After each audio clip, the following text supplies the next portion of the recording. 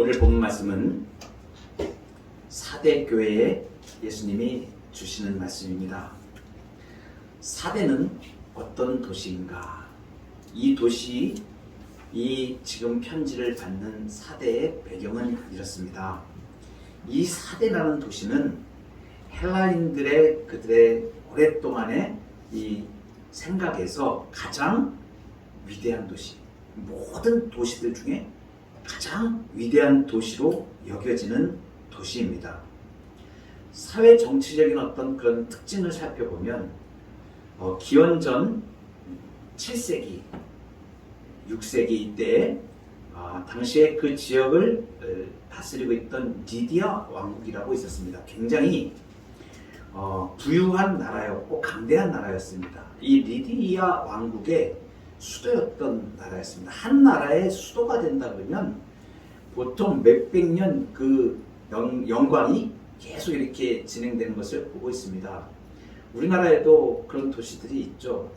신라 천년 왕국의 도시였던 경주, 그러면 굉장히 지금도 그 고분들과 이런 거로 화려하고 첨성대도 있고 그 문화 문명이 이렇게 발전했던 것을 우리가 보게 되어지죠. 우리가 살고 있는 서울이라는 도시만 해도 어떻습니까? 조선 왕조 500년의 도지였습니다. 그리고 지금 근대가 되어져서 이렇게 근세 국가가 되어 현대 국가가 되어진 한국에서도 지금 수도로서의 그러한 입장을 가지고 있죠. 그러니까 그 도시 자체가 역사가 있고 그 도시가 우리는 지금 한양, 도성 이렇게 하면 성도 동대문, 남대문, 서대문 다 있지 않습니까? 이렇게 문들이 있고 역사적인 유물들이 다 있죠. 그건 뭐예요? 그 도시의 문화 가운데 살고 있다는 얘기죠. 그러니까 이 헬라 당시에 이 시대 지금 요한이 아시아 소아시아 교회 7교회에 보내는 편지를 보낼 때 이 사대라는 도시는 그 우월감이라든가 우리는 이런 도시야 이런 게 굉장히 자부심이 강한 도시임을 우리가 알 수 있죠. 그런데 주후 17년에 굉장히 큰 지진이 이 도시에 일어나게 되어집니다. 그래서 도시가 완전히 초토화돼 버립니다.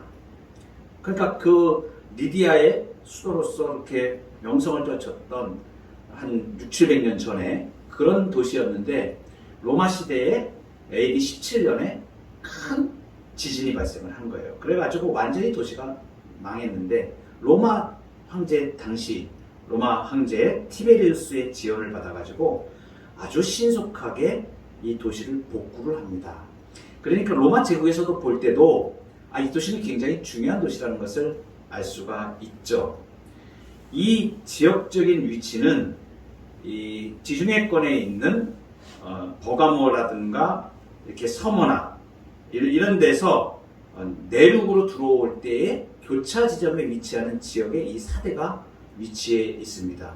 그래서 특별히 무역에도 발달을 했는데 그 중에서도 금이 굉장히 많이 전설적인 부의 상징이 될 정도로 거기에서 금이 많이 생산된 도시입니다. 벌써 이렇게 딱 모양을 보면 이 도시가 어떤 도시라는 게 알겠죠. 당시 헬라인들이 가장 최고의 도시로 꼽는 도시 중에 하나고 금이 많이 생산되니까 엄청나게 부유하고 그렇죠? 거기다가 우리가 역사에서 지금 사용하는 금, 은 등의 이런 금으로 만든 화폐 이것을 이 사대에서 처음 만든 그러한 도시가 되어집니다. 그러니까 사대를 평가하는 굉장히 중요한 이런 사건, 사실들이죠. 거기에다가 두아디라의 거기 우리가 자주장사, 옷감 이런 것이 발달했다고 얘기했었죠. 이게 두아디라처럼 여기 양털을 염색하는 그러한 공업이 발달을 했습니다.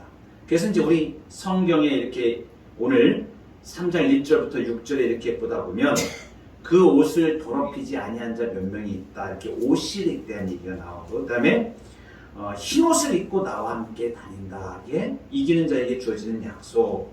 이와 같이 흰 옷을 입을 것이다. 이렇게 표현하는 이러한 약속들이 이 양털을 염색한 양털 이 공업하고 무관하지 않게 그 도시에 맞게 이렇게 표현되어지고 있는 것을 우리가 볼 수 있습니다. 그 중에서도 이렇게 굉장한 도시였는데 특별히 거기에서 역사적으로 발견되어지는 아람어 비문이 이렇게 많이 새겨져 있는 것을 보았을 때 당시에 이 아람어는 누가 사용하냐면 유대인들이 사용을 했었습니다.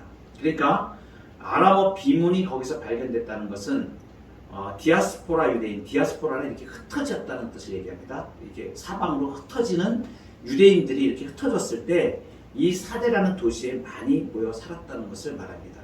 그리고 더불어서 이 사대의 세속적인 이 문화에 유대인과 이렇게 디아스포라 유대인들과 그리스도인들이 많이 세속화되어 수 있었겠다라는 부분들을 우리가 생각할 수가 있겠습니다.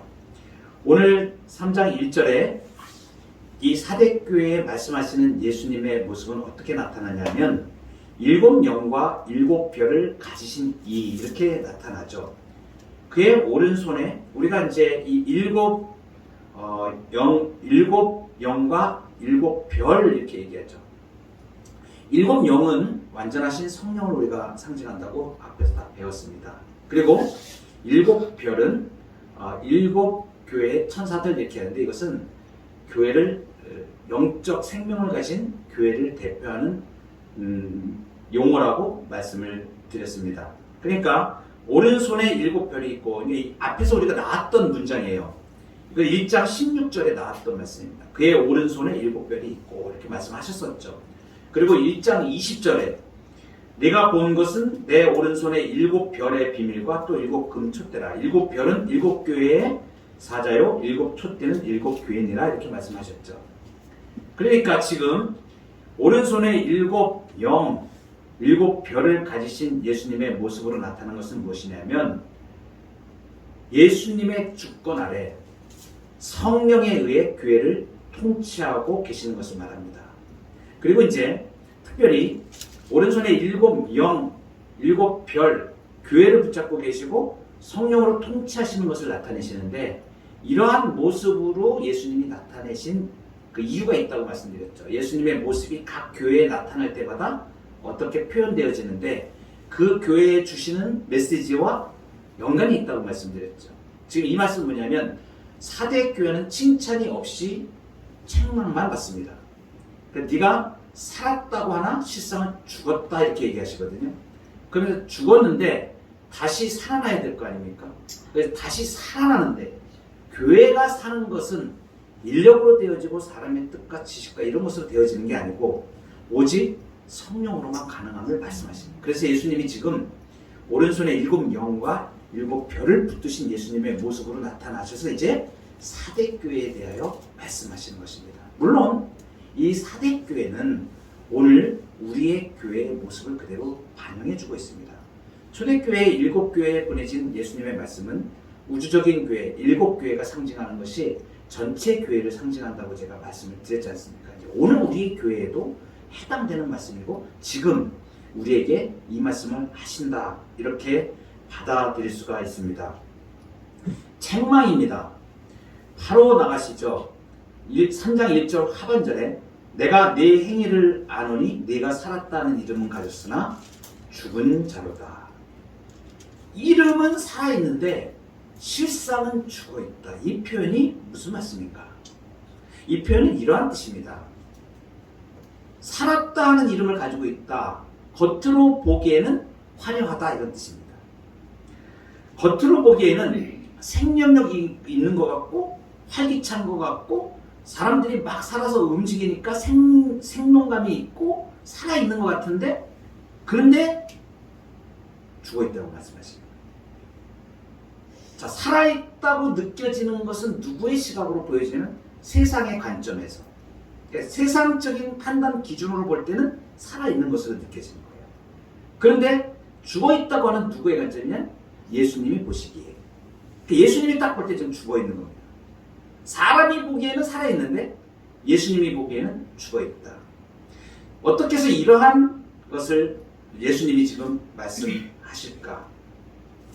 도대체 사대교회는 죽어있다는 것이 왜 죽어있다고 예수님 말씀하십니까? 실제로 역사적인 문화이나 이런 부분들을 신학적인 부분들을 검토를 해보면 사대교회는 당시에 굉장한 선행을 행하는 교회였습니다.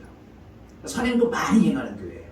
우리가 요즘 말하는 소위 말하는 사랑을 행한다라고 우리가 얘기할 때 우리는 교회가 어떤 외부적인 그 지역이나 속한 사회에 사랑을 막 흘려보내고 이렇게 하는 것이 선행을 하고 이런 것이 살아있다고 우리가 생각하기가 쉽다는 것을 말해주죠. 그러니까 기준이 무엇이냐는 거예요. 교회가 살아있고 교회가 죽어있다라는 이 기준이 지금 도대체 무엇인가를 예수님이 지금 이제 이 사대교회가 죽었다라고 말씀하시면서 뒤에 설명을 왜 죽었는지를 모습을 설명하는 부분을 보면 그 기준을 우리가 알 수가 있는 것이죠. 예수님이 지금 이렇게 말씀하십니다. 이어지는 3장 2절에 보면 너는 일깨워 그 남은 바 죽게 된 것을 굳건하게 하라. 내 하나님 앞에 내 행위에 온전한 것을 찾지 못하였노니 이렇게 말씀합니다. 행위가 온전한 것을 지금 찾지 못하였다.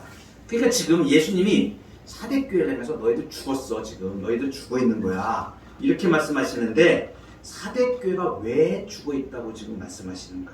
그것은 뭐냐 하면 내 행위를 보니까 온전하지 못하다. 내 하나님 앞에 내 행위에 온전한 것을 찾지 못하였다.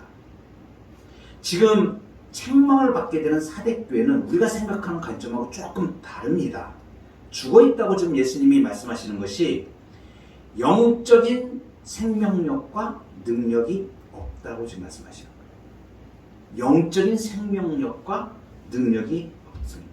사대교회는 이단으로부터 어려움을 당했다는 그런 표현도 전혀 나오지 않습니다. 이 앞에 우리 다른 교회들은 뭐 거짓 선지자들이 있고 이세벨이 있고 막 이랬지 않습니까? 근데 지금 사대교회는 그런 현상이 전혀 없거든요. 그러니까 이단이 있는 것도 아니고 거짓 선지자들이 있는 것도 아니고 또 어려움도 외부의 대적을 받는 일도 나타나지 않습니다. 그러니까 굉장히 평온하게 활기찬 것처럼 그 사회 속에서 사대라는 도시 가운데에서 생명력이 있는 것처럼 나타났는데 예수님은 지금 너희들 죽어있다 이렇게 말씀하십니다. 이것은 무엇이냐면 세속화되어진 교회를 말합니다. 외부의 대적도 없습니다. 영적인 생명력이 죽어있는 것이죠. 한마디로 말하는 말씀은 선행도 많이 베풀 수 있었겠죠. 당시에 사대라는 도시의 부함과 이것을 다 누렸던 교회로 추정이 되어집니다. 그런데 죽어있다고 말씀합니다. 무엇입니까? 이런 거죠. 예수님이 지나가시다가 무화과나무를 보았습니다. 그 무화과나무를 봤는데 그 무화과나무에 잎이 생생하게 막 무성한 거예요. 그래서 열매를 무화과가 있나 따려고 딱 가봤는데 없습니다. 열매가 없습니다. 마태복음에 나온 얘기인데 예수님께서 이제부터 영원토록 네가 열매를 맺지 못하리라 이렇게 말씀하시니까 저주를 하셨습니다. 무화과나무가 곧 말라 죽게 되었습니다. 무엇을 말합니까? 열매가 잎사귀만 무성하다. 그러니까 형식은 있고 밖으로 드러나는 살아있는 교회 같은데 실제로는 열매가 없다. 그 열매는 도대체 그러면 무엇을 말씀하시는 건가?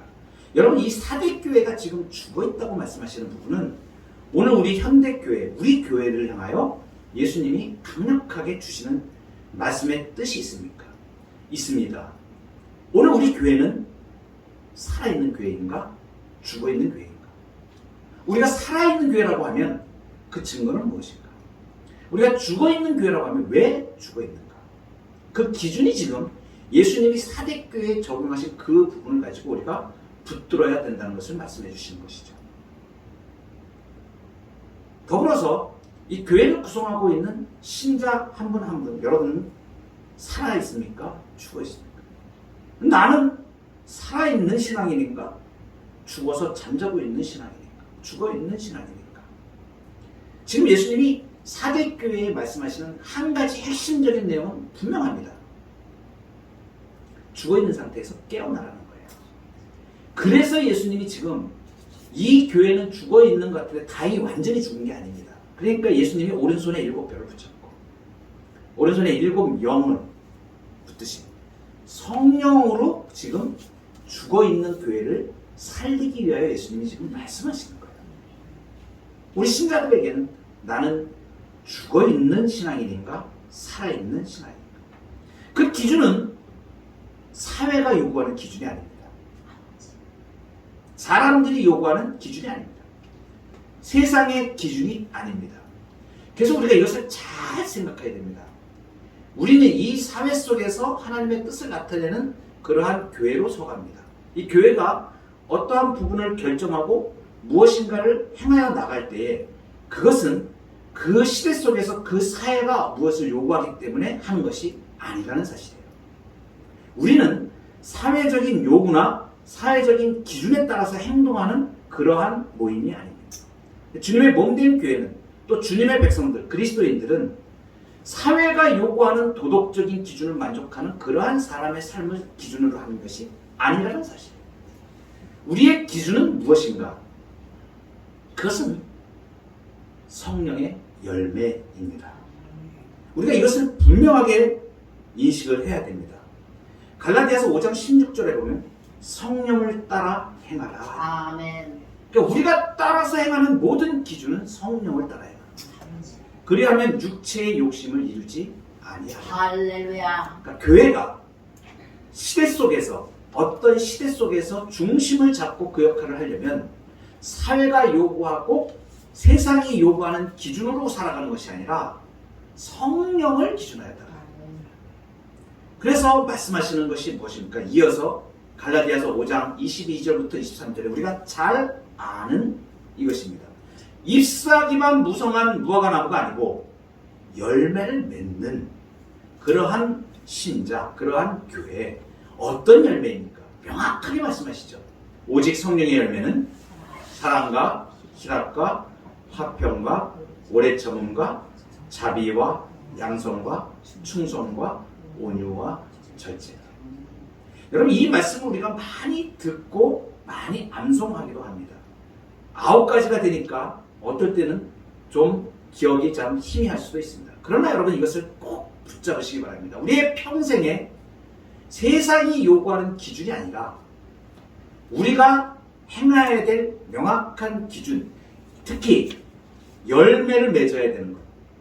우리가 우리의 삶을 통해서, 나의 삶을 통하여 맺혀져야 될 열매가, 이 열매들이 맺어져야 되는 것입니다. 이것이 성령의 열매인 것입니다. 그래서 이어지는 5장 24절에 이렇게 말씀하시죠.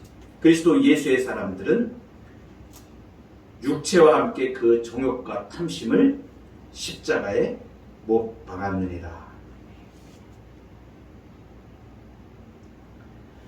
여러분, 우리가 우리의 삶이 사대교회를 통해서 말씀해 주시는 이분, 살아있는 교회는 성령의 열매가 맺혀지는 교회라는 걸 우리가 알 수가 있습니다.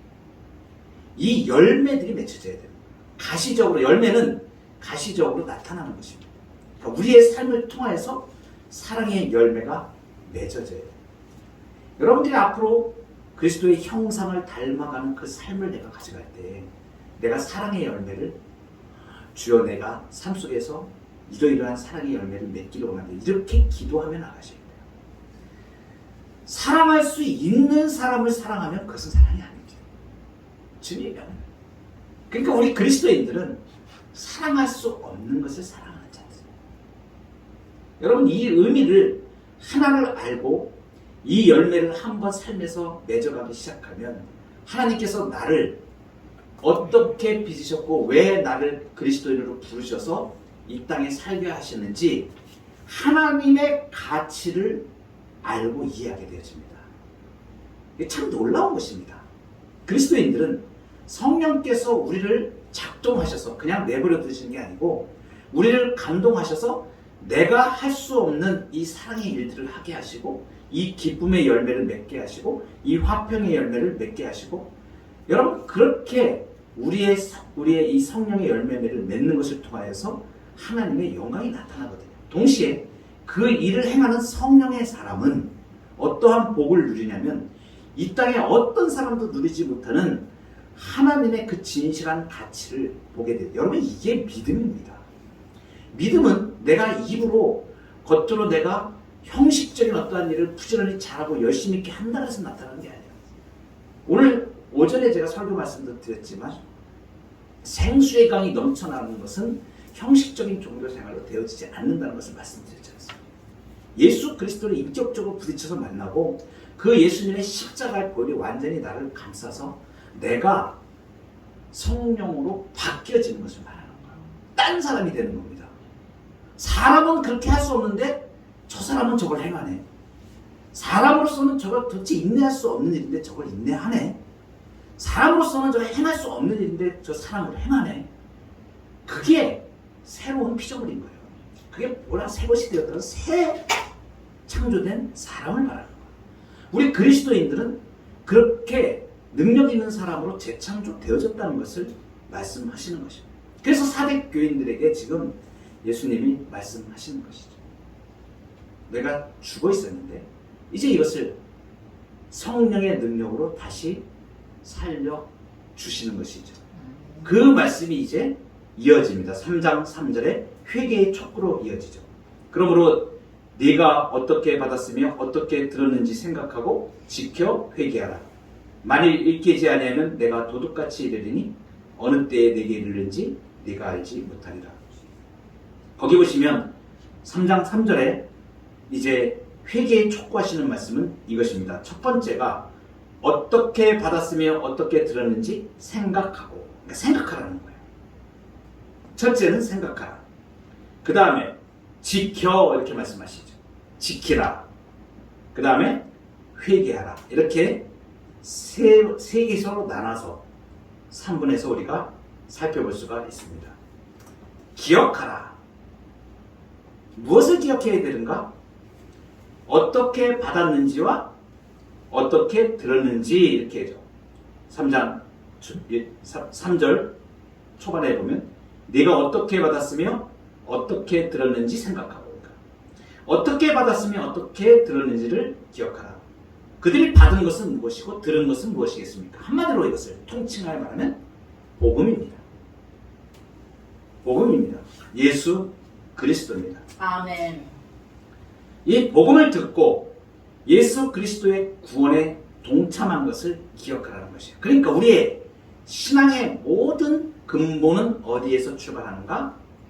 우리 주 예수 그리스도로 출발합니다. 할렐루야.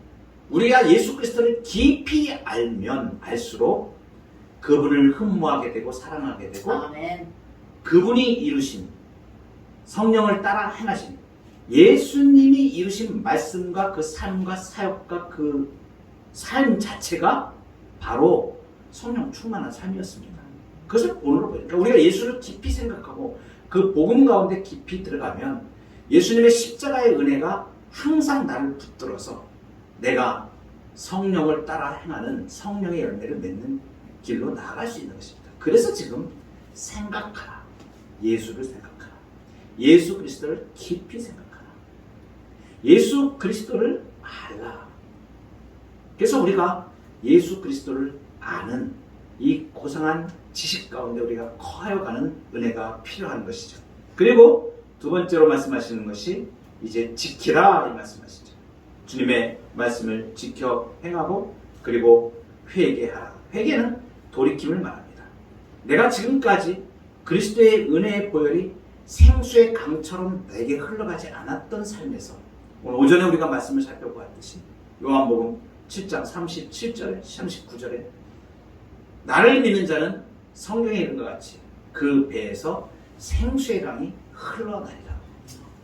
에스겔에 말씀하신 그 성전에서 나온 물이 흘러가는 곳마다 모든 생물들이 살아가는 역사가 있었던 것처럼 그 강이 폭포수 같은 강을 이루어서 많은 사람들에게 넘쳐서 생명의 역사가 드러났던 것처럼 그렇게 우리가 주의 말씀을 우리가 받아들이고 그 생명수가 넘치는 그 삶으로 우리가 회개하여 나갈 것을 우리에게 말씀하시는 거예요. 사대교회가 지금 바로 이 말씀을 주님께서 던져주시는 것입니다. 이제 이기는 자에게 주어지는 종말의 약속이 있습니다. 3장 5절에 보면 이기는 자는 이와 같이 흰옷을 입을 것이요 내가 그 이름을 생명책에서 결코 지우지 아니하고 그 이름을 내 아버지 앞과 그의 천사들 앞에서 시인하리라. 4절에 보면 약속 중에 이런 약속이 있습니다. 그러나 사대에 그옷을 더럽히지 아니한 자 몇 명이 있어 내게 있어 흰옷을 입고 나와 함께 다니리라. 이렇게 다니리라. 흰옷을 입는다. 이런 표현이 종말적인 약속으로 주어집니다. 흰옷을 입는다는 것은 무엇을 상징하는가? 고대 사람들은 흰옷을 순수함의 대명사로 여겨왔습니다. 그래서 순수하게 신을 경배하는 자들이 입을 색깔의 옷들을 흰색으로 이렇게 상징하였습니다. 그래서 로마 시민들은 공휴일과 종교 의식을 거행하는 날에 순수한 흰 옷을 입었습니다. 그리고 축제일 이런 때에는 온 도시를 흰색의 도시라고 이렇게 불렀습니다. 그러니까 축제, 승리, 순수함 이런 것에 흰색이 흰옷이 연관되어져 있습니다. 그리고 가장 중요한 의미는 어떤 의미가 있냐면 하늘나라에서의 상태를 말합니다. 요한계시록에는 뒤로 가면서 흰옷을 입은 허다한 무리가 등장을 하게 됩니다. 그래서 뭐냐면 부활의 영광에 참여한 신자의 상태를 흰옷으로 표현하고 있습니다. 그래서 부활의 몸의 영광 이것을 상징해 주는 말씀이 바로 흰옷을 입는다는 말씀입니다. 그러니까 부활의 영광에 동참하게 될 것을 말씀하시죠. 그리고 그 이름을 5절에 보면 내가 그 이름을 생명책에서 결코 지우지 아니하리라. 구약에 생명책이 처음 등장하는 것은 출애굽기 32장에 나옵니다. 32장에 어떤 사건이 나오냐면 이스라엘 백성들이 우상을 범죄하고 우상을 섬기고 하는 사건이 나옵니다. 금송아지 만들고 막 이렇게 한 내용들이 나옵니다. 거기에 대해 하나님이 진노하셔서 이들을 다 이제 내가 제하여 버리겠다. 이 민족을 갖다가 내가 제하여 버리겠다라고 말씀하실 때 모세가 그렇게 간구를 하죠. 이제 그들의 죄를 사해 주옵소서. 이 중보자의 기도입니다. 그렇게 아니하실 거면 차라리 나를 생명책에서 지워주십시오. 이렇게 얘기할 때 생명책을 언급을 합니다.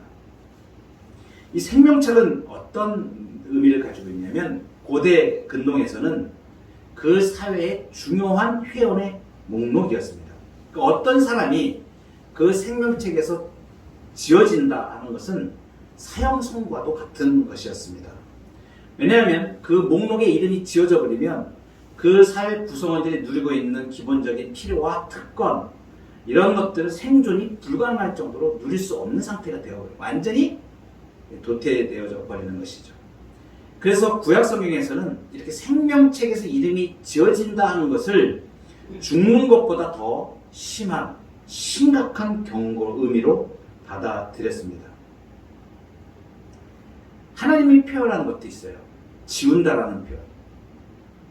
기록에서 지워버린다라는 표현을 어떤 민족에게 사용하시냐면 이스라엘 백성들이 출애굽해서 하나님의 구속 역사를 이루어가는 일에 첫 번째 이 민족에 대항했던 아말렉이라는 족속에 대하여 하나님이 말씀하십니다. 아말렉을 없이 하여 천하에서 기억도 못하게 하리라. 이 정도로 아주 심하게 하나님이 분노의 표현을 하시는데 이 아말렉 족속이 그냥 한 민족에게 이렇게 전쟁을 하는 그 정도의 의미가 아니었다는 것을 말씀하시는 거거든요. 뭐냐면 하나님은 지금 이스라엘 민족을 택하셔서 온 세계를 구원하실 구속 역사를 진행하시는데 이 구속 역사를 방해하는 일을 했다는 것을 하나님은 굉장히 심각하게 말씀을 하시는 거예요. 그냥 한 이스라엘 민족을 그냥 이렇게 어떤 한 민족과 전쟁한 그것으로 보지 않으시고 하나님의 구속 역사 전체에 도전한 것으로 하나님이 보시고선 아예 천하에서 기억도 못하게 아주 이 민족이 실말려버린다. 몇 번을 강조해서 하나님이 이 말씀을 하셨죠. 그러니까 이 생명책에 기록된 자는 생명으로 사는 것이지만 생명이 남아있는 것이지만 이름이 지어진 자는 죽어야 합니다.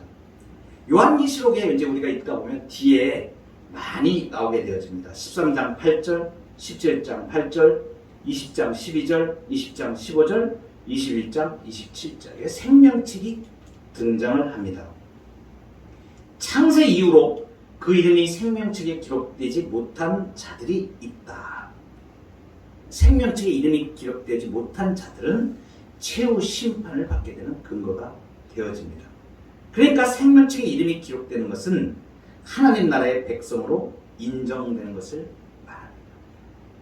지금 이 사대교회에 이기는 자에게 주어지는 종말의 약속 중에 생명책에서 결코 지우지 않겠다는 것은 구원에 대한 확고한 보증을 해주는 것을 말합니다. 이 약속을 지키지 못하면 생명책에서 그 이름을 지우시겠다 그런 뜻이 포함된 건 아닙니다. 다만 이기는 자에게 주어지는 약속이 이렇게 적극적이고 확실하다는 것을 밝혀주시는 의미입니다. 한 번 얻은 구원은 취소되어지지는 않습니다. 우리가 한 번 얻은 구원은 취소되어지지 않습니다. 그런데 이 종말의 약속이 이만큼 확실하다는 것을 예수님이 지금 보증해 주시는 의미를 지금 갖는 것이죠. 마지막으로 거기 보시면 5절에 하반절에 그 이름을 내 아버지 앞과 그의 천사들 앞에서 시인하리라 이렇게 말씀하십니다. 대심판날에 천사들과 같이 재림하실 때 자기를 따르는 성도들을 시인하실 것을 선언하셨습니다. 마태복음에 보면 예수님이 이런 말씀을 하십니다. 누구든지 사람 앞에서 나를 시인하면 나도 하늘에 계신 내 아버지 앞에서 그를 시인할 것이요. 누구든지 사람 앞에서 나를 부인하면 나도 하늘에 계신 내 아버지 앞에서 그를 부인하리라. 그러니까 하나님 아버지와 자기의 천사들 앞에서 이렇게 이런 어떤 그 광경을 지금 묘사하면 마지막 심판 때의 법정, 최후의 심판의 법정을 지금 연상케 하는 것입니다.